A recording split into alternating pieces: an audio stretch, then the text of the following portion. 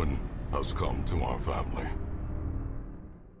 I'm Reginald Gickington, and you can call me Reggie, and today I'll be continuing a painting journey through the miniatures of the Darkest Dungeon board game by Mythic Games. In today's video, we're going to be squaring away some horrible creatures, oversized primordial vermin wielding a frightening array of Icarus fangs and all too numerous legs. First, we'll be doing the Maggots, and then we'll be doing the spiders, the Weber and Spitter. Due to their similarities, I'll be doing a tutorial for both at the same time, explaining the key differences briefly at the end. To start, I've primed the minis black. We'll be starting with an all-over coat of Rakarth flesh, followed by a coat of Flesh Terror red on the faces. Because Rakarth flesh is so light, it may take multiple coats to cover over the black, but don't worry, so long as you keep them thin, they won't mess up the details. Just be patient and let them fully dry before going back for a second coat.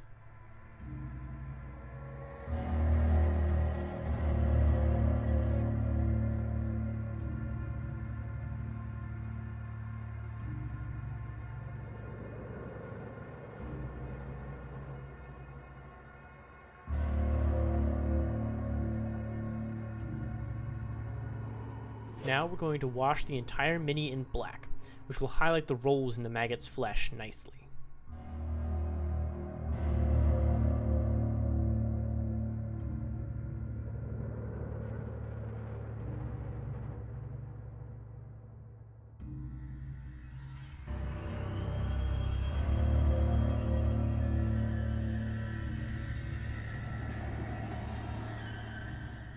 To return some lightness, we're going to do a coat of Rakarth flesh on the beige parts once more, avoiding those recesses where black wash settled, before we dry brush some wraithbone on the tops of each roll. Make sure not to touch the legs, as we want to leave those dark.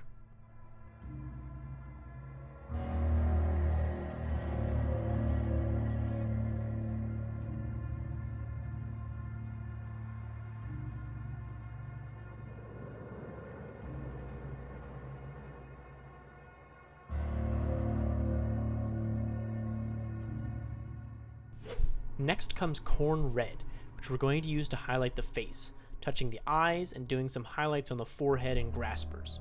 The way I did this was by doing a circular line, sort of like a ring, around each eye, along with a line along the upwards facing edge of each grasper.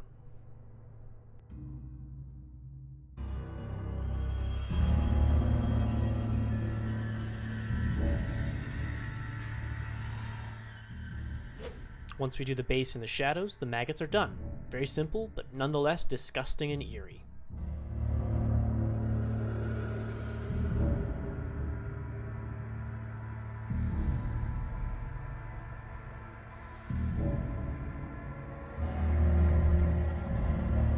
Now to do the spiders. These are some of the most dangerous enemies in the early game, due to their high dodge, tendency to avoid ambushes, and, at least in my games, the fact that they seem to pick one hero and wipe them out in a single round before I can react. In any case, note that since they're so identical, it can be hard to distinguish which one is which. Remember that the Webers have chitinous plates on their forelegs, while the Spitters have thorns on their sides. With that in mind, we're starting with an all-over coat of Mechanicus Standard Grey, which you can give to a base as well while you're at it. Don't worry if that coat doesn't provide full coverage, because what we're doing now is just building up some base coats for contrast later.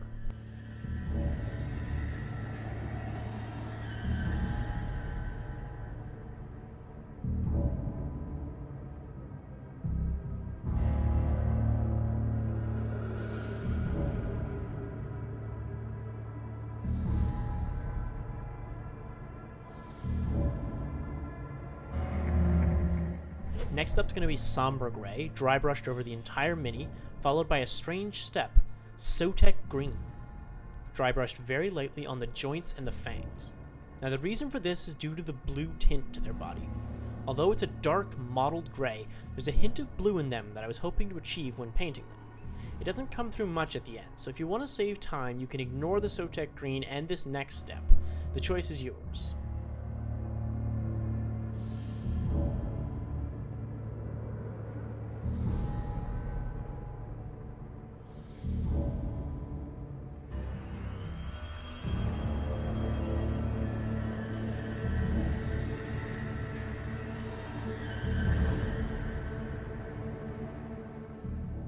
If you're sticking with my method, though, the next step is going to be a 1-to-1 mix of Carroburg Crimson and Coelia Green shade applied to the entire mini. The objective is to give it a purplish tone, so if you have a purple wash like, for example, Druchii Violet, you can use that instead.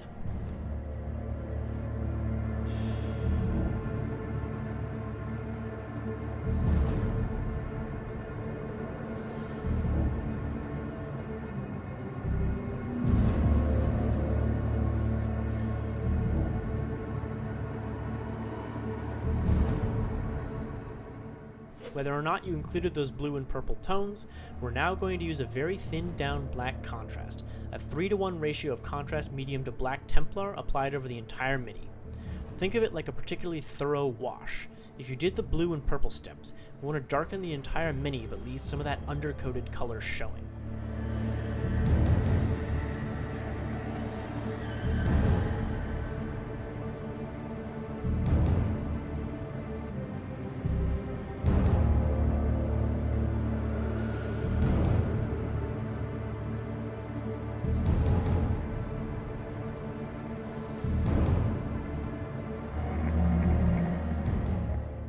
Now we're going to dry brush Dawnstone on the limbs and heads of the spiders, avoiding the body. If it's a spitter, hit the spines on the side as well while you're at it.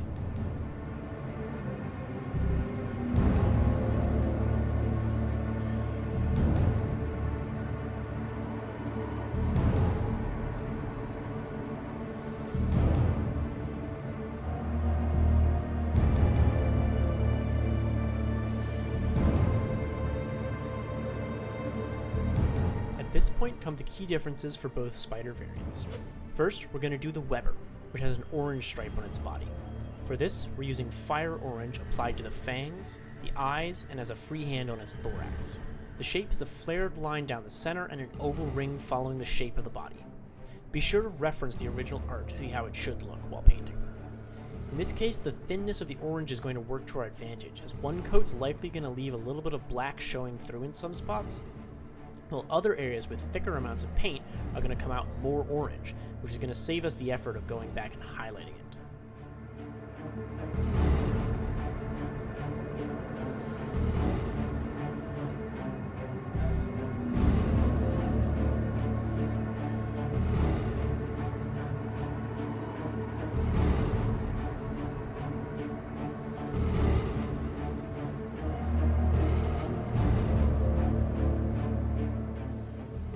Next, for the spitter, we're going to use Scorpion Green and Sick Green.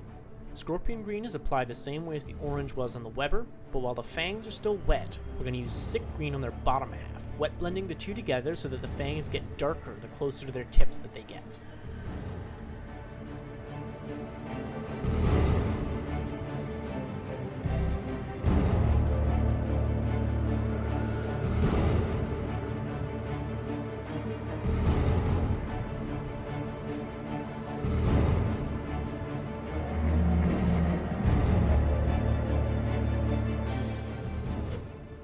We'll finish things off by highlighting each joint with a dot of somber gray.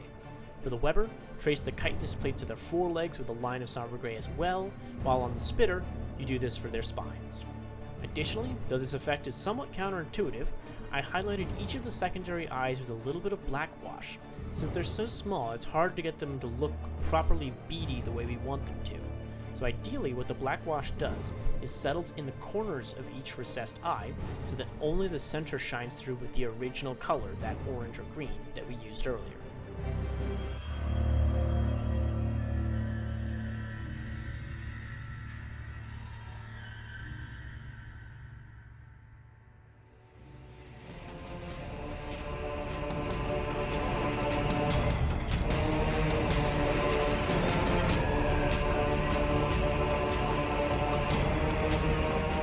With some black wash applied to the base and black Templar on the base rim, that's the spiders done.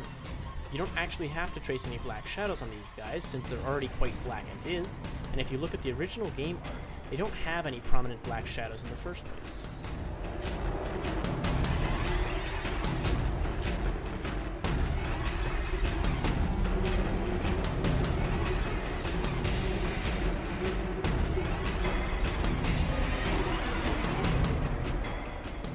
rounds out the beasts, as disgusting as they are.